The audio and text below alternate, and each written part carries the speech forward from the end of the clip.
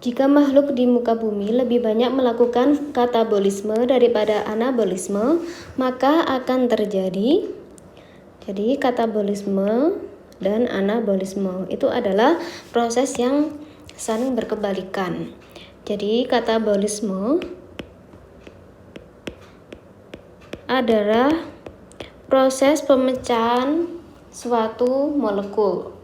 Contohnya adalah terjadi pada saat respirasi. Kita tahu respirasi itu prosesnya adalah pemecahan dari C6H12O6 atau glukosa dengan menggunakan oksigen dipecah menjadi CO2 plus H2O. Jadi pada respirasi ini itu hasil akhirnya adalah CO2 dan H2O dengan membutuhkan oksigen.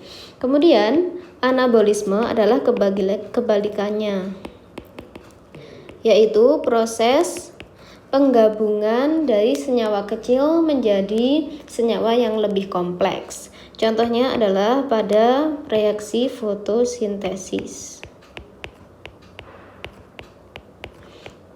Pada reaksi fotosintesis ini terjadi penggabungan dari CO2 dan H2O dengan bantuan cahaya matahari dan klorofil, itu akan diubah menjadi C6H12O6 atau glukosa dengan hasil sampingan O2. Kita langsung masuk ke opsi jawaban. Persediaan bahan makanan berlimpah. Nah, apabila katabolismenya ini banyak dan anabolismenya ini turun, maka yang terjadi adalah yang A, persediaan bahan makanan melimpah.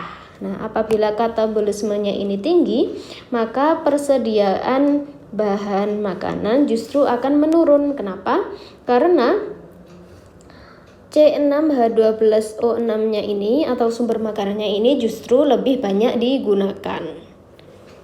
Jadi yang A salah. Yang B, jumlah oksigen di atmosfer berlebihan. Nah, oksigen tadi itu dihasilkan dari proses anabolisme. Jadi ini juga bukan jawaban.